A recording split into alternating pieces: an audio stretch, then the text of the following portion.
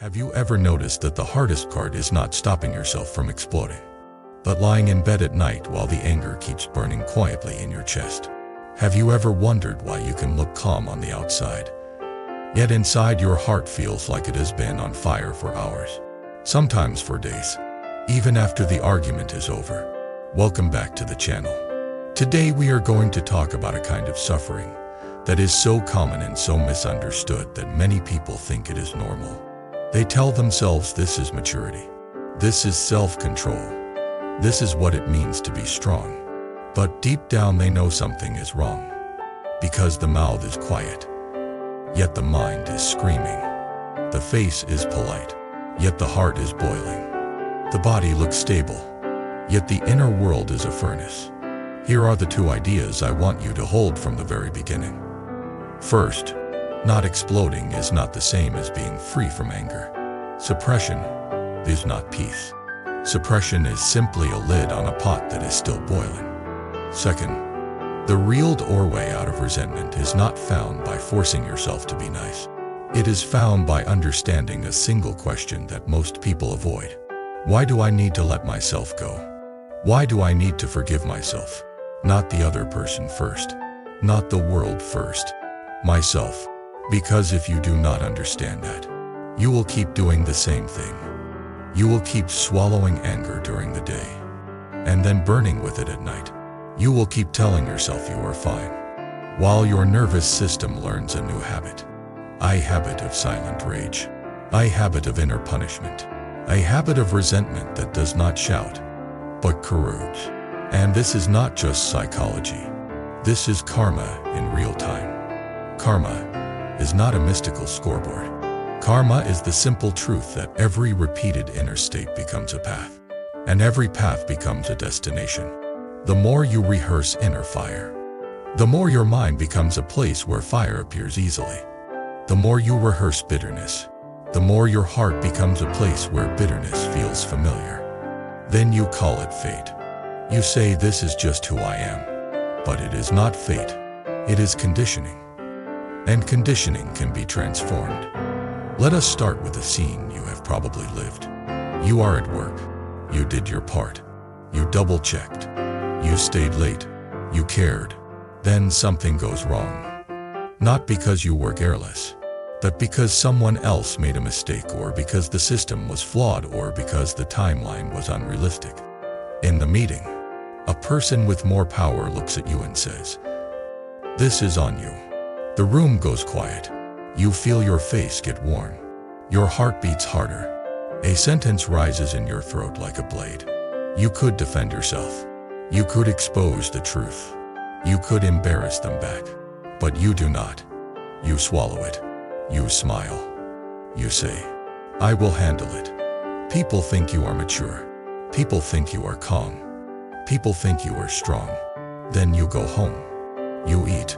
You shower. You try to relax. But the scene replays in your mind.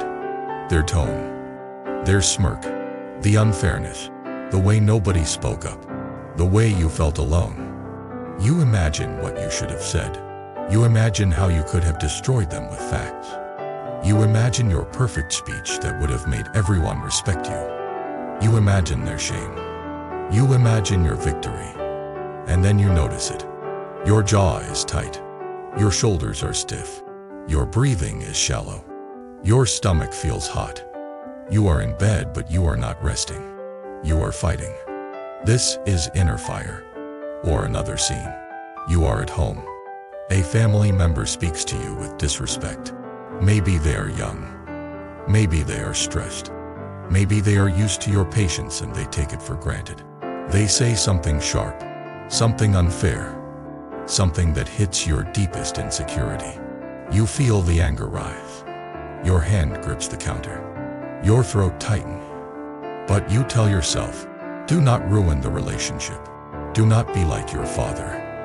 Do not be like your mother. Do not escalate. So you hold it. You say nothing. You walk away. You act like you are fine. Later, the anger returns as a slow burn. You begin cleaning aggressively. You begin scrolling with numb eyes. You begin answering with coldness. You begin punishing them without words. The room becomes heavy. Nobody knows why. The conflict is not solved. It is simply hidden. This is inner fire. Many people think this is the price of being an adult. They think the only two options are explosion or suppression. But there is a third option: transformation. And transformation begins by seeing something clearly. When you hold your temper, you might avoid one kind of karma: the karma of harsh speech, the karma of immediate damage. That is good. But if you do not transform the inner state, you are still planting seeds. You are planting the seed of resentment. You are planting the seed of self-punishment. You are planting the seed of mental rehearsal, the endless replay that keeps your nervous system in fight mode. And the body does not care that you did not shout. The body responds to the inner movie as if it is real. Your heart rate changes. Your hormones change. Your muscles tighten. Your sleep becomes lighter. Over time, your health pays the bill. Your relationships pay the bill. Your mind pays the bill. So let us ask the deeper question. Why is it so hard to let go when you did not even explode? Why does the fire stay? Because what you are holding is often not anger. It is a story about the self. The story sounds like this: I should not be treated this way. I should be respected. I should be understood. I should not be blamed. I should not be ignored. I should not be betrayed. In itself, these are understandable. They come from a natural human desire for dignity.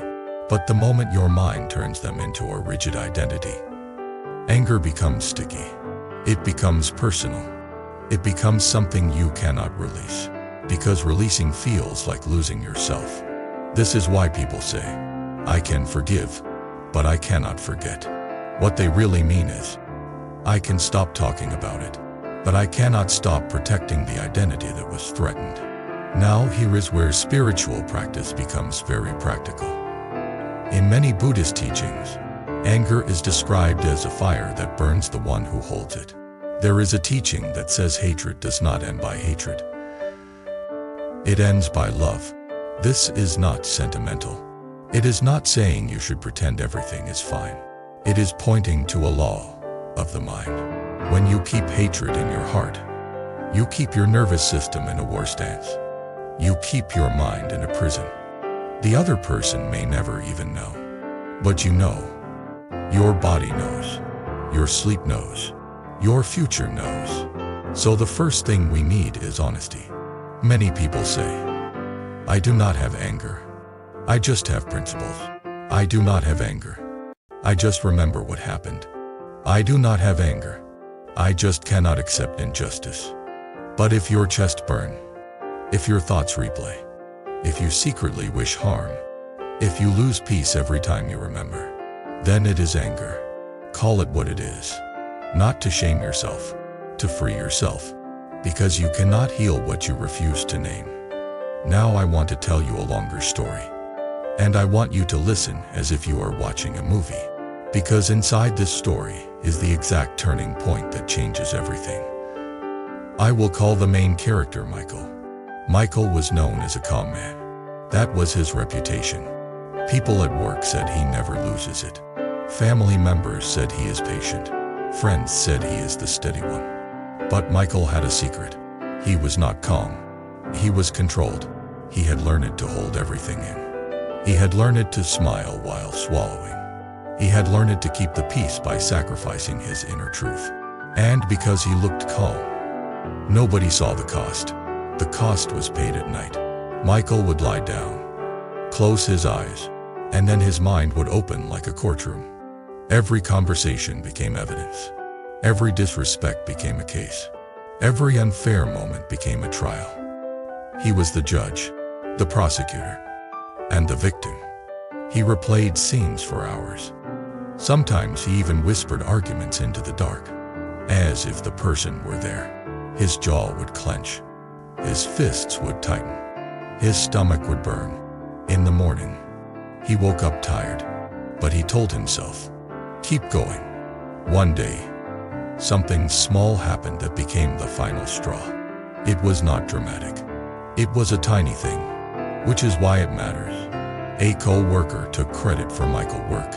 In a team meeting, the co-worker presented an idea that Michael had developed, using almost the exact words Michael had written. People nodded. The manager praised the co-worker. Michael sat there, smiling. He did not explode. He did not speak. He did not correct. He told himself, do not make a scene. Be professional. Let it go. But the fire that night was worse than usual. He imagined confronting the co-worker. He imagined exposing the truth. He imagined humiliating them. He imagined quitting. He imagined revenge. He imagined a future where everyone finally understood how much he had been carrying. And then, in the middle of the night, something strange happened. He realized he was not only angry at the co-worker, he was angry at himself. He was angry that he stayed silent. He was angry that he smiled. He was angry that he did not protect his own dignity. He was angry that he kept choosing peace over truth. He was angry that he kept teaching people how to treat him. This is where the real teaching begins. Many people think resentment is only about the other person. But very often, the deepest resentment is about yourself. It is the pain of betraying your own heart. It is the pain of abandoning your own boundary. It is the pain of watching yourself accept what you do not accept. So when people say, I cannot let go, sometimes what they mean is, I cannot forgive myself for not standing up. I cannot forgive myself for being weak. I cannot forgive myself for letting it happen. This is why the question matters. Why must I forgive myself? Because if you do not, you will keep punishing yourself with fire. Michael did not have that language yet. He just felt the truth. He felt that the anger had a hook, and the hook was self-blame. A few weeks later, Michael attended a meditation class. Not because he was spiritual, but because he was desperate for sleep. He sat in a small room with strangers and listened to a teacher talk about the mind like it was a garden. The teacher said, every thought is a seed. Every repeated thought becomes a habit. Every habit becomes a home. If you keep planting anger, you will live in anger, even if your mouth stays silent. Michael felt seen, and it scared him. The teacher guided them to breathe slowly and to feel the body, not to force calm, but to observe. Michael noticed how tight his chest was even in a quiet room. He noticed how quickly his mind judged. He noticed how his body was always ready to fight, even when nothing was happening. After class, he stayed behind and asked the teacher a question. He said, I do not explode, so why do I still feel angry all the time? The teacher asked him something simple. When you hold your anger, what are you hoping to achieve? Michael said, peace. I do not want to ruin things. I do not want to hurt people. The teacher nodded. Then the teacher asked, when you hold your anger, do you feel peace? Michael looked down and admitted, no, I feel worse. Then the teacher asked the question that changed everything. If you are not protecting peace, what are you protecting? Michael did not answer quickly, but the teacher did not rush him. The teacher simply waited, like someone watching a pond settle. After a long silence, Michael said, I think I am protecting an image. I want to be seen as the good one, the mature one, the reasonable one, the calm one. The teacher said, and who pays the price for protecting that image? Michael whispered, me. This is the first awakening. The moment you see that your suffering is not only caused by others, it is also caused by the identity you cling to and the strategies you use to protect it. Then the teacher said something that might sound strange but is deeply compassionate. You do not need to forgive the person first. You need to forgive the part of you that thought you had to swallow everything to be safe. Michael felt tears rise. He did not want to cry in front of a stranger, but his body was tired of holding. The teacher continued, people talk about forgiveness like it is a gift to the other person. But often forgiveness is the decision to stop feeding your own inner fire. Forgiveness is choosing to stop stabbing yourself with the same memory. Forgiveness is not saying what happened was acceptable. Forgiveness is saying, I do not want to carry this poison in my own blood anymore. Michael listened, but his mind still resisted. He said, if I forgive, then they win. This is one of the most common misunderstandings on the planet. The teacher asked him, if you keep burning, who is winning? Michael could not answer. The teacher then offered him an image. Imagine you hold a burning coal because you want to throw it at someone. You keep holding it while waiting for the right moment. Who is getting burned right now? Michael finally understood. Not fully, but enough. He left class with a new question in his mind. A question that became a practice. Why do I need to let myself go? At first, he thought it meant, why do I need to excuse myself? But that was not it. It meant, why do I need to release the grip inside me that keeps me trapped in the past? Over the next weeks, he started watching his inner fire like a scientist. He noticed pattern. Whenever he felt disrespected, the fire rose. Whenever he felt misunderstood, the fire rose. Whenever he felt blamed, the fire rose. Whenever he felt unseen, the fire rose. But more importantly, he noticed what happened next. His mind would start building a story where he was the victim and the other person was the villain. Then his mind would build a story where he was a coward for staying silent. Then his mind would build a story where he was doomed to be treated badly forever. Then his mind would build a story where he needed revenge to restore his dignity.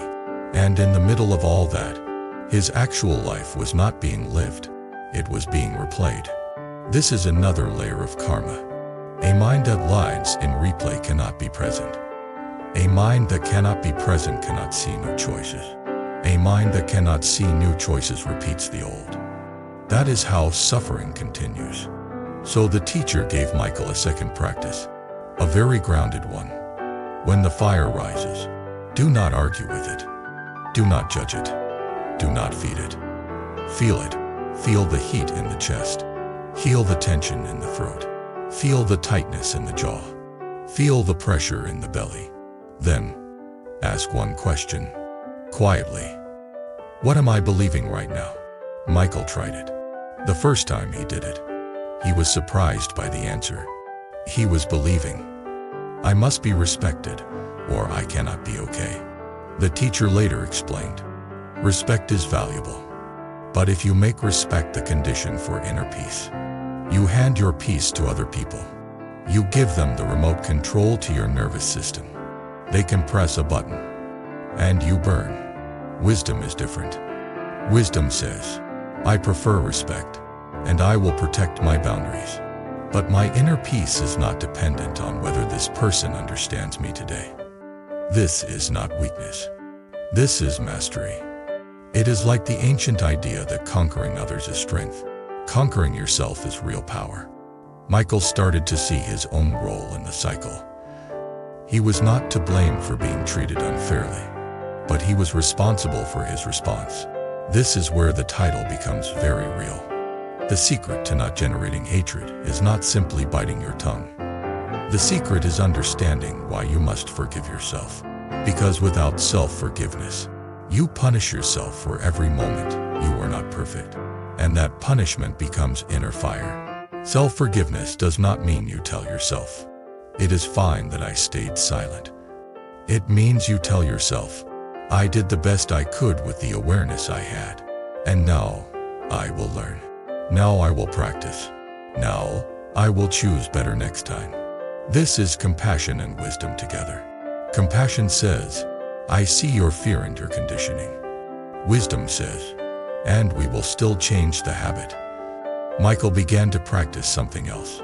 Something that felt almost as simple. Yet, it was the beginning of liberation. He began to speak earlier, not louder. Most people wait until anger is boiling. Then they either explode or suppress. Michael practiced naming things when they were still warm, before they became fire. If a co-worker crossed a boundary, he would say, I want to clarify something. That part was my contribution, and I would like it acknowledged. He kept his voice steady. He did not attack. He did not humiliate. He simply spoke truth. When a family member was disrespectful, he would say, "I am willing to talk," but not in that tone. "We can pause and come back." He did not storm away dramatically. He did not punish with silence. He set a boundary with calm. At first, he felt guilty, like he was being selfish. That guilt was the old identity trying to survive. The identity that believed love means swallowing everything. But each time he spoke with calm clarity, something inside him healed. He was no longer abandoning himself. And that is the root of the inner fire for many people. Self-abandonment. You can be the kindest person in the world, but if you keep abandoning yourself, your heart will eventually burn, and the fire will not be clean anger that moves through and passes. It will be resentment. Resentment is anger mixed with helplessness, anger mixed with shame, anger mixed with the feeling that you cannot change anything. So the spiritual path here is not to become emotional, it is to become awake. Awake means you see the moment a seed is planted. Wisdom means you choose a different seed. Karma means the garden changes. Compassion means you do it without hatred, including hatred toward yourself. Practice means you repeat it until it becomes natural. Destiny changes when your daily seeds change. Now let us go deeper into why people cling to inner fire, even when it hurts. Sometimes the fire feels like justice. If you let go, it feels like you are letting them off the hook. It feels like you are saying what they did was acceptable. It feels like you are betraying the truth. But letting go is not approval. Letting go is refusing to be chained to what happened. You can still hold people accountable. You can still set boundaries. You can still leave situations that are harmful. You can still speak truth. None of that requires you to burn every night.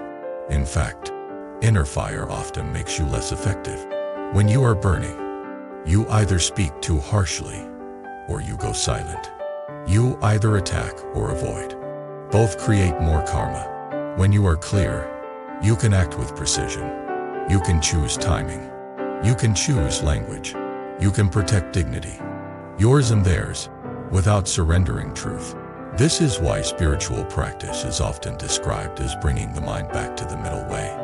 Not indulgence, not suppression, not explosion, not numbness, not hatred, not fake sweetness. The middle way is clarity with compassion. Now I want to share a second story, because not everyone struggles with resentment in the same shape. I will call her Sophia. Sophia was not the type to stay silent in meetings. She could speak up. She could defend herself. She could argue. But her inner fire was still intense, because her resentment was not about injustice from strangers. It was about betrayal from someone she loved. She had a friend, someone she trusted deeply.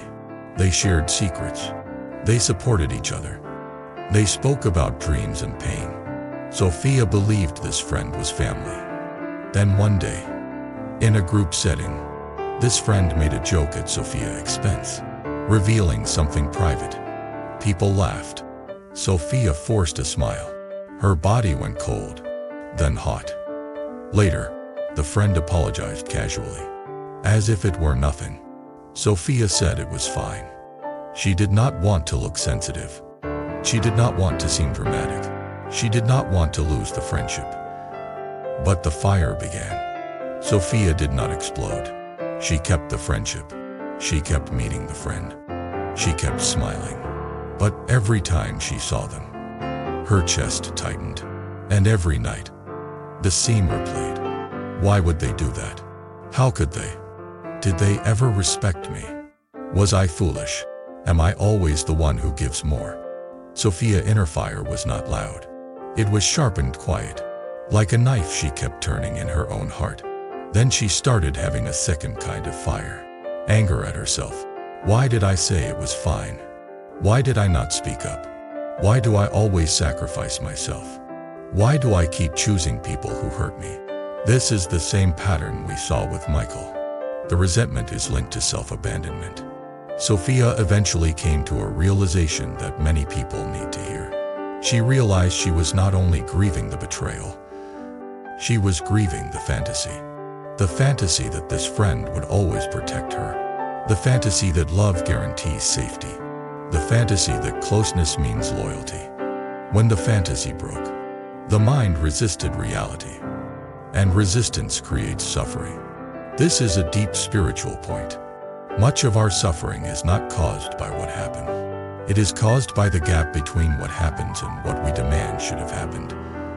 That demand can be very subtle. It can be, you should not treat me this way if you love me. It can be, people should appreciate me when I help them. It can be, if I am a good person, bad things should not happen to me. When life breaks these demands, inner fire arises. So Sophia's practice became this. She did not force herself to forgive her friend immediately. Instead, she practiced releasing the demand that the past be different. She practiced accepting the reality that the friend had done what they did. Accepting did not mean approving. Accepting meant she stopped arguing with reality in her mind. Then she did something even more powerful. She forgave herself for not protecting her boundary. She said, I was afraid of losing love, so I stayed silent. I understand why I did it. I was trying to be safe. Now I will learn a new way to be safe. This self-forgiveness softened the inner fire, because self-forgiveness brings you back to yourself. It stops the inner war. Then Sophia spoke to the friend, not from rage, but from clarity. She said, when you shared that private thing, it broke my trust. I need you to understand that. If it happens again, I will step back from this friendship. The friend apologized more sincerely. They changed their behavior. The friendship became healthier. But here is the important part. Even if the friend had not changed, Sophia would still have been free, because she stopped needing the friend to become perfect in order for Sophia to have peace. That is freedom. Now let us bring this back to you. If you are someone who can hold your temper but cannot stop the inner fire, I want you to look gently at these questions. What part of you feels humiliated? What part of you feels unseen? What part of you feels powerless? What part of you feels like you failed yourself? You do not need to answer quickly. You only need to be honest. Because the inner fire is often a signal. Not that you are bad, but that something inside you is asking for protection, dignity, and compassion. And here is the paradox. The part that needs compassion is often the part you are punishing. You punish yourself for feeling hurt. You punish yourself for being sensitive. You punish yourself for not speaking up. You punish yourself for not being perfect. That punishment becomes inner fire. So the path begins with a radical kindness. Not a fake kindness that denies pain. Real kindness that says, I see the pain. I see the fear. I see the old pattern. And I will not abandon you again. This is where mindfulness becomes more than breathing. Mindfulness becomes a new relationship with yourself. Now, I want to go deeper into karma, because many people misunderstand karma as something external, like a reward system. But in this topic, karma is extremely intimate. When you rehearse resentment, you create a mind that returns to resentment easily. When you rehearse forgiveness, you create a mind that returns to patience more easily. When you rehearse self-hatred, you create a mind that feels heavy. When you rehearse self-compassion, you create a mind that can heal. This is not philosophy. This is training.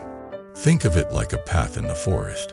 The more you walk the same path, the clearer it becomes. The easier it becomes to choose it. Eventually, you walk it without thinking. That is how habits become destiny. So if you want to change destiny, you change the path you walk inside your mind. But how? When the anger feels automatic, you begin with small moments. The next time you feel the fire, do not chase the story. Return to the body. Feel the heat. Feel the tension. Feel the breath. Then say something simple inside. This is anger. This is pain. This is the desire to be respected. This is the fear of being powerless. Naming is powerful because it turns a storm into an object you can relate to. Then ask the key question again. Why do I need to let myself go? And listen for the answer that is not intellectual, but honest. Because I want to sleep. Because I want to be kind to my children. Because I do not want to poison my health. Because I do not want to carry this into tomorrow. Because I do not want to become someone bitter. Because I want to live with a clear mind. Because I want to practice compassion, including toward myself. These are not weak reason. These are wise reason. Now let us address the fear that many people have. If I forgive myself, I will become lazy. If I forgive myself, I will stop improving. If I forgive myself, I will accept bad treatment. No. Self-forgiveness is not letting yourself off the hook. It is letting yourself out of the fire. Self-forgiveness says, I made a choice from fear, and now I will choose from wisdom. Self-forgiveness says, I did not protect myself, and now I will learn to protect myself with calm clarity. Self-forgiveness says, I was not perfect, and I do not need hatred to grow. Hatred does not help growth. Hatred creates more suffering, which often leads to more mistakes. Compassion creates a stable mind, which leads to better choices. This is why compassion is not softness. Compassion is strength. Now I want to speak directly to people who have a lot of inner fire because they feel responsible for everyone. You might be the one who holds the family together.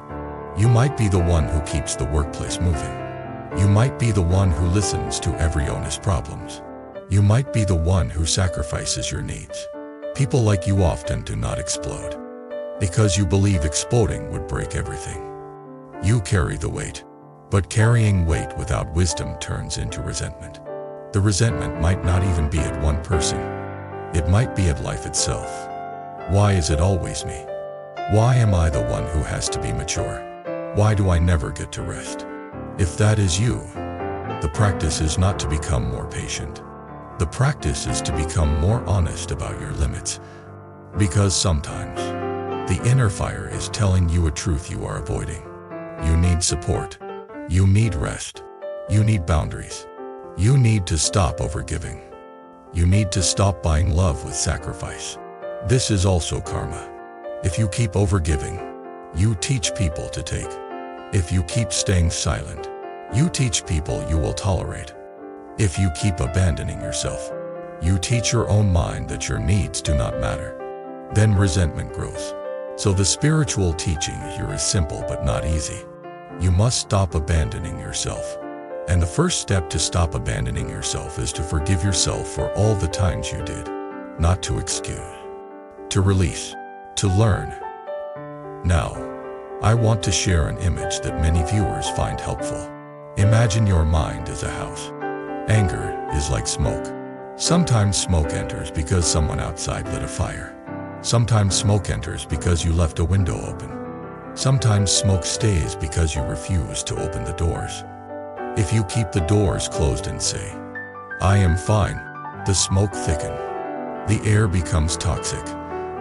You cannot breathe. That is suppression.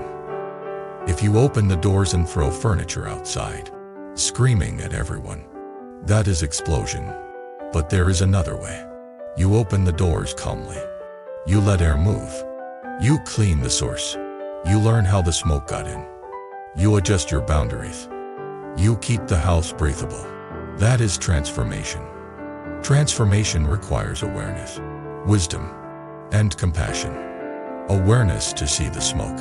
Wisdom to know what to do. Compassion to treat yourself kindly while you learn. Now let us talk about the phrase, letting yourself go. In a deeper spiritual sense, many people think letting go means giving up. But letting go can also mean releasing a false burden. Sometimes, the burden is the need to be right. Sometimes, it is the need to be seen as good. Sometimes, it is the need for everyone to understand you. Sometimes, it is the need to rewrite the past. These needs create endless inner conflict. Letting go does not mean you stop caring. It means you stop clinging. In Buddhist terms, clinging is a root of suffering. Not because desire is evil, but because clinging makes your peace dependent on conditions you cannot control. When you cling to respect, your peace depends on other people. When you cling to being understood, your peace depends on other people. When you cling to being treated fairly, your peace depends on a world that is not always fair. Wisdom says, I will still act ethically. I will still speak truth. I will still set boundaries. But my inner peace is built on something deeper than the behavior of others. That deeper foundation is the trained mind. A trained mind can feel anger and not be ruled by it. A trained mind can experience injustice and still choose wise action.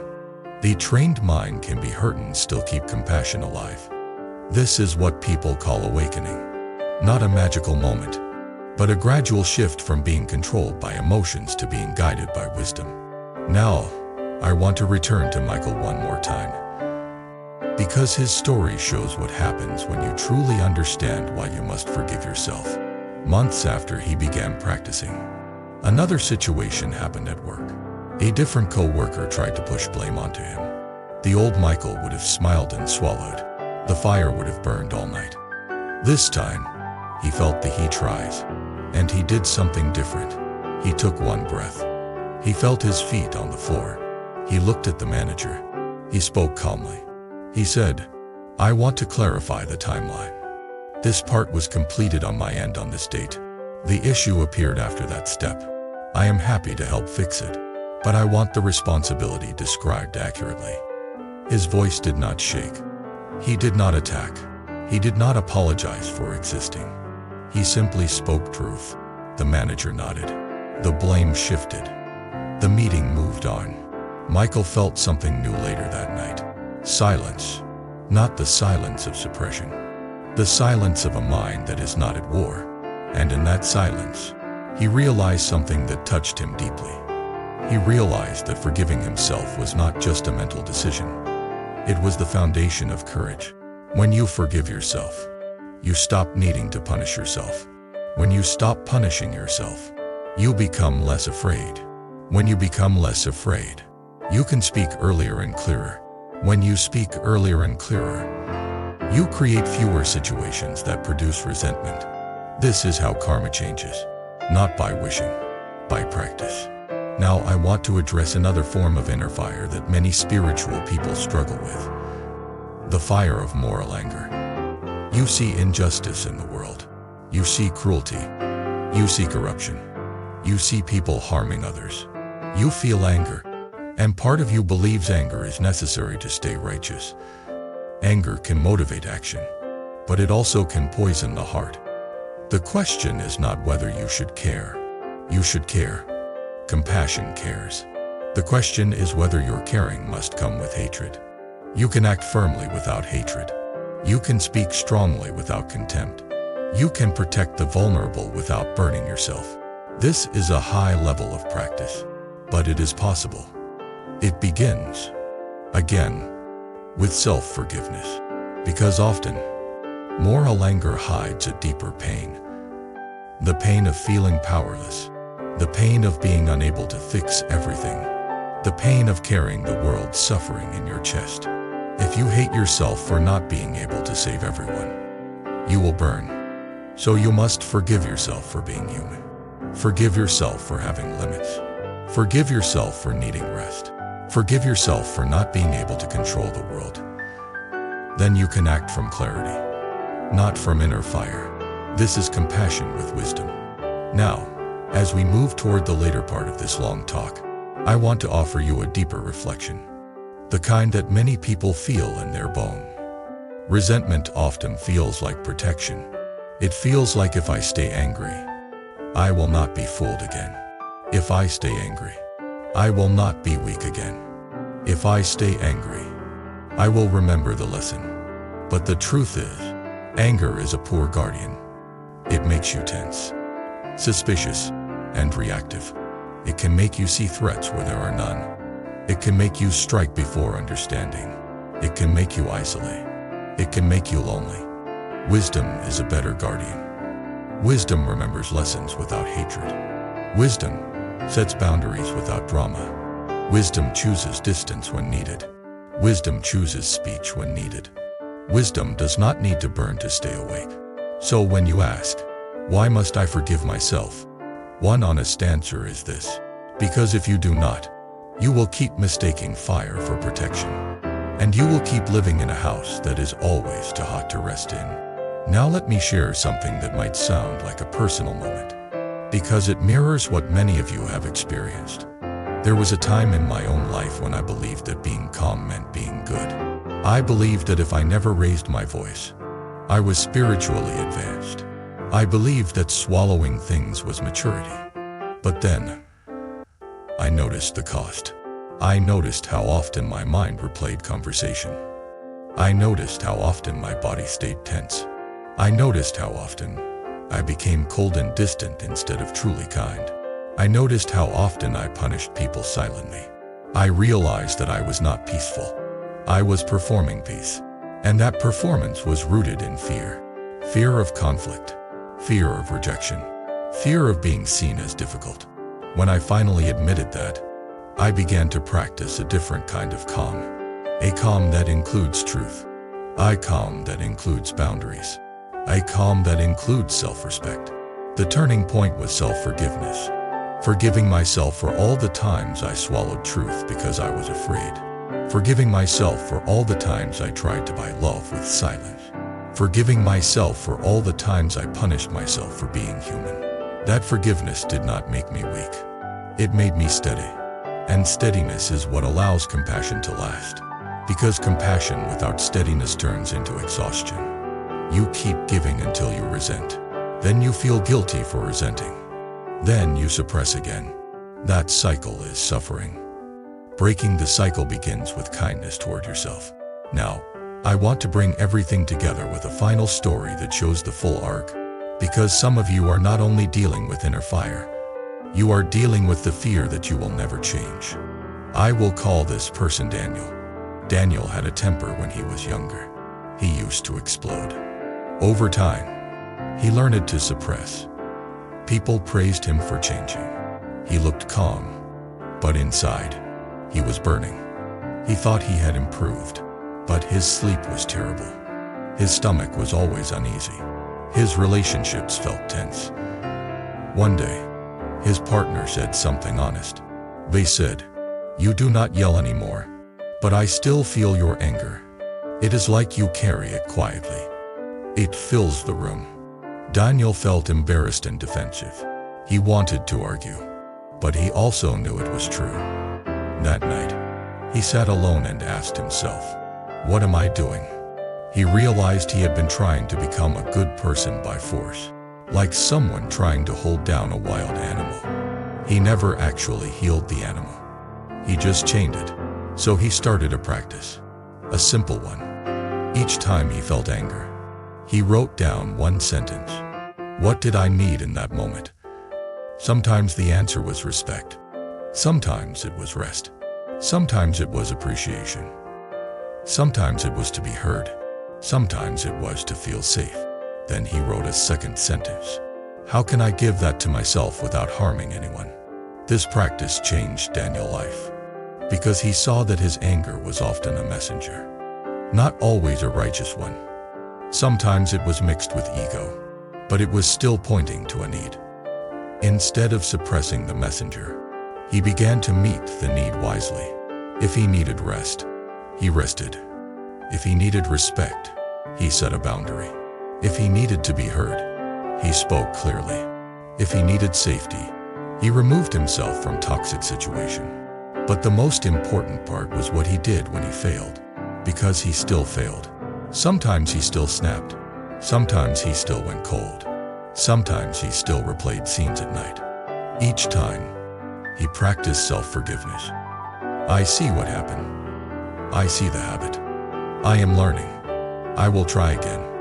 This attitude removed the second layer of suffering, the suffering of self-hatred. Without self-hatred, the mind becomes lighter.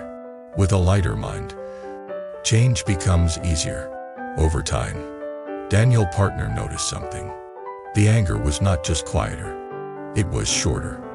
It came and went like weather, not like a season that lasted for months. The room felt safer, Daniel felt more present. Their relationship felt warmer. This is what practice looks like, not perfection. Progress with compassion. Now, before we close, I want to speak directly to your heart with the kind of summary that does not feel like a lecture, but like a friend sitting beside you. If you can hold your temper but cannot stop the inner fire, you are not broken. You are human. You have learned a strategy that protected you at some point, but now it is costing you. The path forward is not to become emotional. The path forward is not to keep swallowing. The path forward is to wake up to the real root. Very often, the root is self-abandonment, and the antidote is self-forgiveness. Why forgive yourself? Because you deserve rest. Because your body deserves peace.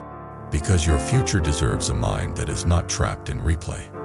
Because you cannot build compassion for others while hating yourself. Because you cannot transform karma while punishing the one who is trying to learn. Forgiving yourself is not approving every choice. It is choosing to learn without burning. And when you learn without burning, something beautiful happens. You become someone who can feel strong emotions and still remain kind. You become someone who can face injustice and still act wisely. You become someone who can protect boundaries without hatred. You become someone whose compassion is steady, not fragile. That is awakening in daily life. Now I want to invite you to share your story. Have you ever stayed calm on the outside while burning on the inside? And what finally helped you release the fire? Did you discover that the deepest anger was actually anger at yourself? Did self-forgiveness change your ability to set boundaries and sleep at night? Write it in the comments. Your experience might be the exact light someone else needs right now. If you want more long-form videos like this, where we take everyday pain and turn it into wisdom, where we talk about karma not as superstition, but as lived cause and effect, where we train compassion and clarity together, subscribe to the channel, like the video, and stay close to this space. Your support helps this channel keep going, and it helps these teachings reach the people who need them most. Take a slow breath before you go. Feel your chests often, and remember, you do not have to win every battle in your mind. You only have to stop burning yourself. There comes a time when you realize you want something that belongs just to you. Something that brings comfort and keeps you connected to your inner world. Wall-crafted bracelet does exactly that. Quietly, softly, and consistently. If you felt drawn to any bracelet in this video, you'll find the purchase link in the video description, and many more auctions in the channel's storefront. Because sometimes the smallest item can bring the biggest sense of peace.